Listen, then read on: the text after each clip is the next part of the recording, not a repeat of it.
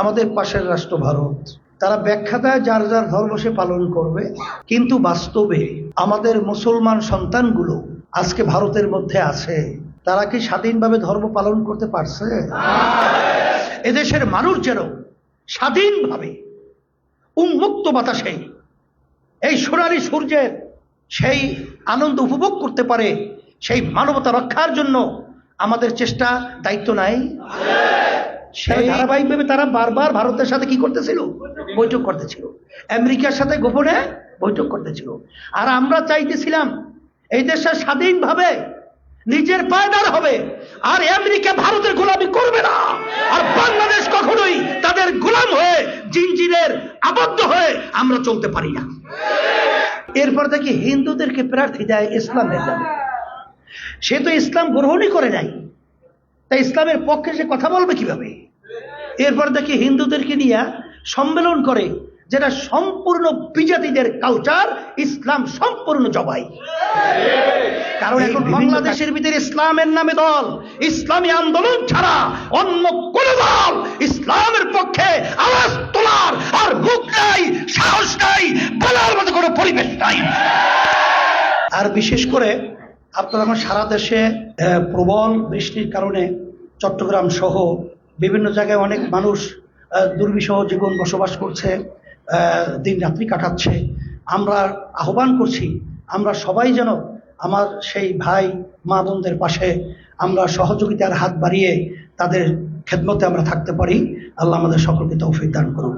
আজকে যদি আপনারা দেখেন, তাম দুনিয়ার ভিতরে যে অশান্তির আগুন ধাউ ধাউ করে জ্বালিয়ে রাখছে, এর মূল নায়ক আপনি যখন আলোচনা করবেন, খোদ আমেরিকা। তাম দুনিয়ার ভিতরে যে আত্মহত্যার যে ইতিহাস, সবচেয়ে বেশি আত্মহত্যার প্রবণতা হলো আমেরিকায়।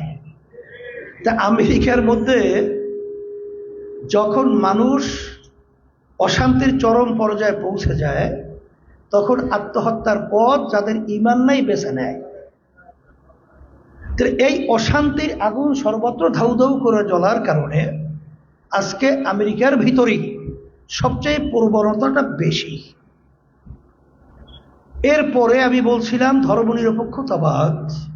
শুকরিয়া আদায় করতেছি মহান রব্বুল আলামিনের দরবারে। রব্বুল আলামিন কোটি কোটি মানুষের ভিতর থেকে বেছে বেছে আমাদেরকে দ্বীনের সাথে জড়ায়া থাকার তৌফিক দান করেছেন। শুকরিয়া তার সবাই বলে আলহামদুলিল্লাহ। আমাদের সম্মানিত মহাসচিব গুরুত্বপূর্ণ আলোচনা রেখেছেন। তিনি একটা কথা বলেছেন যে শুধু নেতার পরিবর্তন হলেই হবে না, নীতিরও পরিবর্তন লাগবে। যেই স্লোগানটা আমার আব্বাজান রহমাতুল্লাহি আলাইহি ঐতিহাসিক স্লোগান তিনি দিয়ে রেখেছেন, বাস্তবে আমরা সেটা উপলব্ধি করতে পেরেছি। কোন নীতির পরিবর্তন দরকার?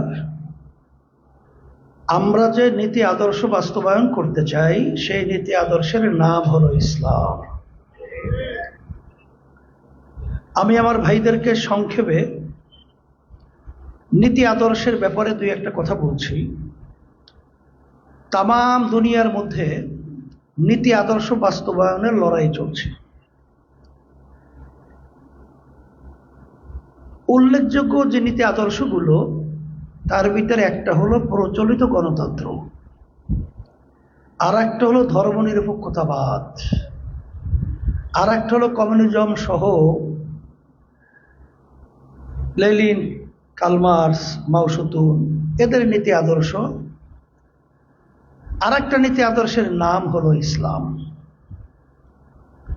আজকে আমরা তাম দুনিয়ার ইতিহাস যদি আমরা দেখি, পর্যালোচনা করি, সমস্ত নীতি আদর্শ সর্বক্ষেত্রে ব্যর্থ। যে রাশিয়া কমিউনিজম বাস্তবায়ন হয়েছিল, সেই রাশিয়া এখন দেখবেন লেনিনের মূর্তি ক্যারেনের মাধ্যমে উঠিয়ে সাগরে নিক্ষিপ্ত করা হয়েছে। এর অর্থ কি? যে এই নীতি আদর্শের মাধ্যমে অশান্তির আগুন সর্বত্র ধাউ ধাউ করে জ্বলতে থাকে, শান্তির কোনো সও দেখা যায় না, তাহলে ওটা ব্যর্থ। আর একটা নীতি আদর্শের নাম বলেছি প্রচলিত গণতন্ত্র, যেটার প্রতিষ্ঠার ভিতরে আমেরিকার প্রাক্তন president Abraham Lincoln, government of the people, by the people, for the people, সমস্ত ক্ষমতার মালিক জনগণ, এই নীতি আদর্শ বাস্তবায়নের জন্য তারা কাজ করছে। আমাদের পাশের রাষ্ট্র ভারত, তারা ব্যাখ্যা দেয় যার যার ধর্ম সে পালন করবে, কিন্তু বাস্তবে আমাদের মুসলমান সন্তানগুলো আজকে ভারতের মধ্যে আছে, তারা কি স্বাধীনভাবে ধর্ম পালন করতে পারছে? সবচেয়ে অশান্তির মধ্যে তারা দিন রাত্রি যাপন করছে ভারতের মধ্যে। তাহলে তারা স্লোগান দিল যার যার ধর্ম সে পালন করবে, কিন্তু বাস্তবে তাদের আচরণগুলো হলো সম্পূর্ণভাবে অশান্তির আগুন সর্বত্র ধাউ ধাউ করে জ্বালানো। এরপরে যেই কথা আমি বলছিলাম, নীতি আদর্শের নাম হল ইসলাম। আপনার ইতিহাস পড়লে দেখবেন, যেই দেশের ভিতরে যখন ইসলামী নীতি আদর্শ বাস্তবায়ন ছিল, সেখানে দেখবেন যে শান্তির কথা আমরা শুনেছি, বাস্তবে সেখানে তালাশ করলে পাওয়া যাবে। কথা ঠিক কিনা? তা আজকে আমাদের বাংলাদেশের মধ্যে শতকরা প্রায় 92 জনের মতো মুসলমান বসবাস করে। এই দেশের ভিতরে ওলামাই কেরাম, এই দেশের ভিতরে মাদ্রাসা মসজিদ অগণিত। এই দেশের ভিতরে জুমার নামাজে দেখবেন মসজিদে আল্লাহর রহমতে মুসল্লি ধরে না, কিন্তু সেই দেশের মধ্যে ইসলাম নামক নীতি আদর্শটা পরাজিত। এর কারণ কি? এর কারণের ভিতরে আপনারা যখন দেখবেন যে এই বিজাতিরা এবং ইসলাম বিদ্বেষী চক্ররা এবং স্বার্থন্বেষী, এক কথায় পশুর চরিত্রের লোকগুলো, এরা ইসলাম নামক নীতি আদর্শটাকে এমন ভাবে উপস্থাপন করে, মনে হয় যেন এর শেয়ার কষ্টের, অশান্তির, স্বাধীনতা জবাই করার এই নীতি আদর্শ এত খারাপ যেটা তামাম দুনিয়ার বিচার ইতিহাসে নাই, এইভাবে উপস্থাপন করে। কথা ঠিক কিনা? আসলে বাস্তবে কি ইসলাম অশান্তির জন্য এসেছে? ইসলাম শব্দের অর্থ শান্তি। এটা শুধু মুসলমানদের জন্যই নয়, এটা বিজাতিদের জন্য শান্তি। এটা ইতিহাস তো একেবারে দিনের মতো পরিষ্কার। কিন্তু আজকে আপনারা দেখেছেন যে বাংলাদেশের মধ্যে এই 54 বছর পর্যন্ত 71-এর স্বাধীনতা অর্জন করার জন্য এই দেশের লক্ষ লক্ষ মানুষ জীবন দিয়েছিল, পঙ্গু হয়েছিল, মা তার সন্তানকে হারিয়েছিল, অনেক স্ত্রী বিধবা হয়েছিল। এর লক্ষ্য উদ্দেশ্য ছিল, একটু আগে আপনারা শুনতেছিলেন, সাম্য, মানবিক মর্যাদা, সুবিচার, ন্যায় বিচার প্রতিষ্ঠা। কিন্তু বাস্তবে যাদের হাতে ক্ষমতা গেল, যারা দেশ পরিচালনা করলো, এদের মাধ্যমে এই দেশটা ওই 3টা আমাদের যে মৌলিক স্লোগানের মাধ্যমে দেশ স্বাধীন হলো, সেটাকে একেবারে জবাই করে অশান্তির যত কার্যক্রমগুলো তারা বাস্তবায়ন করে দেখাচ্ছে। তামাম দুনিয়ার ভিতরে দুর্নীতির দিক থেকে, চোরের দিক থেকে ফার্স্ট, একবার দুইবার না 5 বারের মতো। এদেশের ভিতরে মানুষ রাস্তায় নামলে খুন হয়, গুম হয়, ঘরে থাকলে খুন হয়, লক্ষ লক্ষ মানুষ নিরপরাধ, তাদেরকে জেলের ভিতরে জীবন শেষ করতে হয়, তাদের সংসার বিলীন হয়। এদেশের ভিতরে কোটি কোটি মানুষ এবং মেধাবী মেধাবী যোগ্য যোগ্য সন্তানগুলো বেকারত্ব, বেকারের অভিশাপ নিয়ে তারা আজকে বাংলাদেশের ভিতরে ঘোরাফেরা করছে। আমি সদরঘাটে আমার সঙ্গে দেখা করতে আসছে, কুলির দায়িত্ব পালন করে, কুলি বোঝাটারে, আমার কাছে আসতে বলতেছে, হুজুর আমি MA পাস করেছি। আজকে MA পাস একটা ছেলে তার কোনো কর্মক্ষেত্র নাই, কর্মস্থল নাই, সে আজকে কুলির বোঝা বহন করে, কুলির দায়িত্ব পালন করে, বোঝা বহন করে। এই কাজটা করলো কারা? এ করছে এই স্বার্থন্বেষী মানুষ রূপী পশুরা। এখন আমরা যারা এই দেশের সন্তান, এ দেশকে নিয়ে চিন্তা করার দায়িত্ব আমাদের নাই? আর একটু আসতে বলেন। আচ্ছা, আমরা যারা মুসলমান দাবি করি, ইসলামকে রাষ্ট্রীয় পর্যায়ে ক্ষমতায় নেয়ার চেষ্টা সাধ্য অনুযায়ী করার দায়িত্ব আমাদের নাই?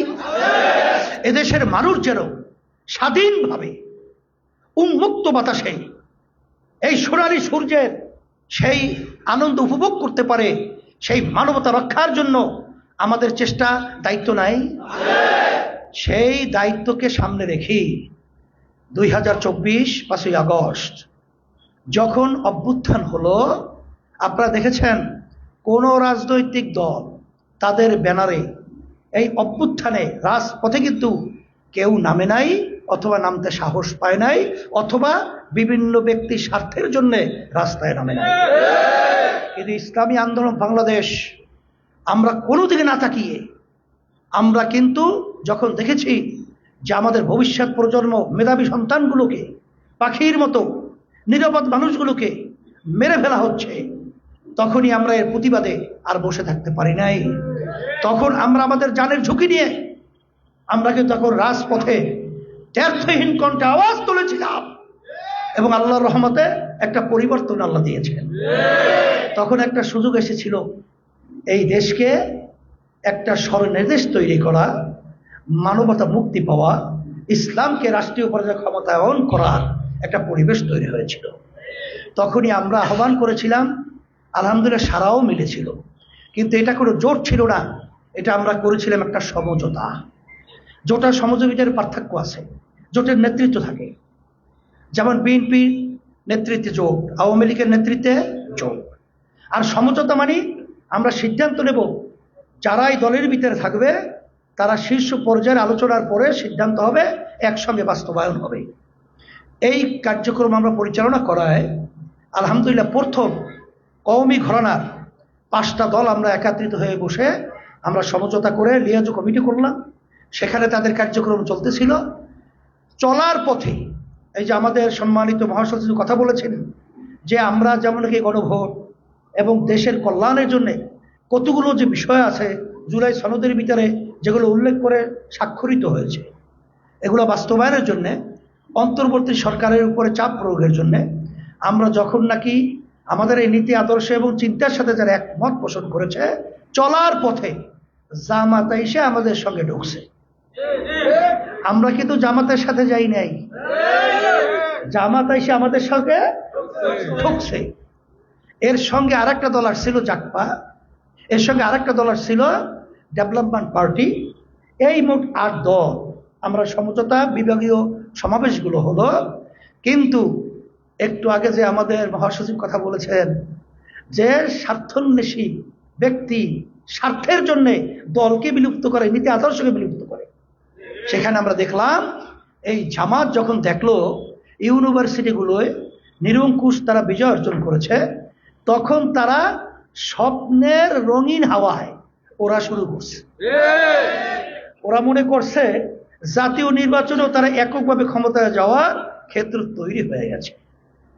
তখন আমি বারবার বলেছিলাম যে আপনারা যদি ইউনিভার্সিটি নির্বাচনের দিকে লক্ষ্য রেখে যদি জাতীয় নির্বাচনকে আপনারা চিন্তা করেন, আপনারা কিন্তু জঘন্য ভুল করবেন। তখন আমাদের সাথে কিন্তু তারা পরিষ্কার বলেছিল যে না, আমরা এই ধরনের চিন্তা আমাদের মাথায় নাই, আমরা এই সমঝোতার মাধ্যমে আমাদের সামনে পরিচালনার আমরা চিন্তা নিয়ে চলছি। তখন তো আমরা বুঝতে পারি নাই যে বাহিরে এবং ভিতরটা আসলে এক না, এটা তখন আমরা বুঝতে পারি নাই। কিন্তু যখন যত দিন আগায়া যাচ্ছে, সময় যখন গড়ায়া যাচ্ছে, এক পর্যায়ে যখন দেখি যে আমাদের সমঝোতা আর দলের মধ্যে কিন্তু গোপনে জামাত এনসিপির সাথে যোগাযোগ করে। কাদের সাথে? আবার তারা গোপনে এলডিপির সাথে যোগাযোগ করে, আবার দেখি গোপনে এবি পার্টির সাথে যোগাযোগ করে, আমাদেরকে জানায় নাই। যখন আমরা পরে জানতে পারলাম যে এই আচরণ তাদের সাথে কমিটমেন্ট হয়ে গেছে, ভাগাভাগিও হয়ে গেছে। তখন আমরা বিভিন্ন কায়দায় প্রশ্ন করলাম যেটা কোন নীতি আদর্শের মাধ্যমে এটা হলো। যাই হোক, জাতীয় স্বার্থে তখন আমরা চুপ ছিলাম। কিন্তু পরবর্তীতে যখন দেখি আমেরিকার সাথে গোপনে মিটিং করে আর সেখানে আমাদেরকে জঙ্গি হিসাবে স্বীকৃতি দিয়ে আসে, আব্দুল মোহাম্মদ তাহের সাহেব, আমরা নাকি জঙ্গি সংগঠন। তখনই আমরা বুঝতে পেরেছি ডাল মে কুছ কালো হ্যায়। এরপরে যখন দেখি ভারতের সাথে গোপনে মিটিং করে, কিরে ব্যাপার, এবং ভারতের থেকে পররাষ্ট্র মন্ত্রণালয় থেকে পরিষ্কারভাবে বলা হলো যে তাদের সাথে এই বৈঠক এটা একবার নয়, এটা ধারাবাহিকতার একটা অংশ। তাহলে ধারাবাহিকভাবে তারা বারবার ভারতের সাথে কি করতেছিল? বৈঠক করতেছিল, আমেরিকার সাথে গোপনে বৈঠক করতেছিল। আর আমরা চাইতেছিলাম এই দেশে স্বাধীনভাবে নিজের পায়দার হবে, আর আমেরিকা ভারতের গোলামি করবে না, আর বাংলাদেশ কখনোই তাদের গোলাম হয়ে জিনজিরের আবদ্ধ হয়ে আমরা চলতে পারি না। ভারত আমাদের পাশের রাষ্ট্র, আমাদের বন্ধু সুলভ আচরণ থাকবে, আমেরিকা সহ তাম দুনিয়ার সাথে হৃদ্রতাপূর্ণ আমাদের সম্পর্ক থাকবে, কিন্তু তারা আমাদেরকে গোলাম হিসেবে ব্যবহার করবে, আমাদের দেশের স্বাধীনতার ব্যাপারে নাক কান গলাবে, এটা তো আমরা হতে দিতে পারি না। যখন আবার সেই গোলামের জিনজির তারা পড়বে, এরপর ইসলামকে জবাই করবে, এরপর দেখি ইসলামের যে মৌলিক কতগুলো কর্মকাণ্ডের মধ্যে যখন আমির ঘোষণা দেয় যে আমাদের যে ছেলেরা সরো, মেয়ে বন্ধুরা আসো, বৈষম্য দূর করব। আমি বাচ্চাদেরকে জিজ্ঞাসা করি, মেয়ে ছেলেদের ভিতরে পার্থক্যটা আমি করছি না আল্লাহ করছে? এখানে এই বৈষম্য কার উপরে যে ইলজামটা আসবে? কার সাথে? তাইলে এখন বলে তো কেউ যাই না সই না বুঝে যদি এই কাজ করে ইমান কত দূর আছে? এরপর দেখি হিন্দুদেরকে প্রার্থী দেয় ইসলামের নামে। সে তো ইসলাম গ্রহণই করে নাই, তাই ইসলামের পক্ষে সে কথা বলবে কিভাবে? এরপর দেখি হিন্দুদেরকে নিয়ে সম্মেলন করে, যেটা সম্পূর্ণ বিজাতিদের কালচার, ইসলাম সম্পূর্ণ জবাই। এই বিভিন্ন কার্যক্রম যখন দেখলাম আমাদের সাথে কমিটমেন্ট ঠিক রাখে নাই, সমঝোতার পরিবর্তে তারা নেতৃত্ব হাতে নিয়ে গেল। এখন নেতৃত্ব দিচ্ছে জামাতের আমির। এখন আমাদের ওখানে থাকতে হলে ইসলাম থাকবে না, মানবতা থাকবে না। দেশ যে উদ্দেশ্যে আমরা লক্ষ্য নিয়ে সামনে অগ্রসর হইতেছিলাম এবং প্রচলিত আইনে দেশ চালাবে, তখন কি আমরা ইসলাম যারা চাই, দেশের কল্যাণ যারা চাই, আমরা গতানুগতিক এই 2, 4, 5, 10, 20, 25টা আসন এমপির জন্য, মন্ত্রিত্বের জন্য আমরা কি ইসলামকে জবাই করতে পারি? তাইলে তো বিএনপি, আওয়ামী লীগ তো অনেক সময় আমাদেরকে অফার দিয়েছে। এদের সাথে সামনে আমরা কয়টা এমপি পাই? শুধুমাত্র আমরা তাদের সঙ্গে এই ভাগাভাগিতে যেতে পারি নাই। আল্লাহ বেজার হয়, ইসলাম ধ্বংস হয়, মানবতা ধ্বংস হয়, দেশ গোলামের জিনজিরে আবদ্ধ হয়। এই লক্ষ্য উদ্দেশ্য সামনে নিয়ে তখন ওই ক্ষমতার দ্বার প্রান্তে থেকে আমরা তখন চলে এসেছি। আমাদের কেন্দ্রীয় কমিটি, আমাদের সারা দেশের কমিটি এবং আমাদের লোকজন ভেঙ্গে যাবে কিনা সেই সন্দেহ তো আমাদের মধ্যে ছিল। কিন্তু বলকের বাদশাহ ইব্রাহিম বিন আদহাম রহমাতুল্লাহি আলাইহি যখন বাদশাহী ছাড়ল আল্লাহকে পাওয়ার জন্য, সাহাবাই কেরাম হিজরত করলেন, বাড়িঘর ছাড়লেন, আত্মীয় স্বজন ছাড়লেন আল্লাহকে পাওয়ার জন্য।